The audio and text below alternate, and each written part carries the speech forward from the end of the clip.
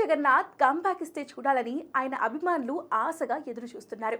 పూరికి పడిపోవడం లేవడం కొత్త కాదు. అందుకే ఈసారి గట్టి నమ్మకంతో ఉన్నారు పూరి ఫ్యాన్స్.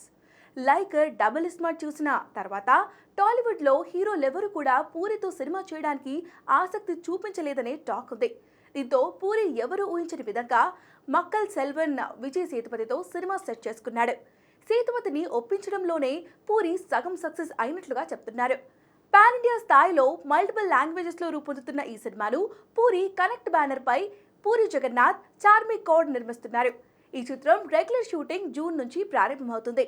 ఈ మూవీలో టబు కీలక పాత్ర పోషించనుండగా దునియా విజయ్ కూడా నటిస్తున్నాడు. ఇక ఈ మూవీకి బెగ్గర్ అనే టైటిల్ అనుకుంటున్నట్లుగా ముందు నుంచి ప్రచారంలో ఉంది. అయితే తాజాగా ఓ మూవీ ఈవెంట్లో పాల్గొన్న విజయ్ సేతుపతి దీనిపై కొంత క్లారిటీ ఇచ్చాడు. పూరి జగన్నాథ్ పనిని నేను గౌరవిస్తాను. ఆయన తెరకెక్కించిన ప్రతి ఒక్క సినిమా చూసా.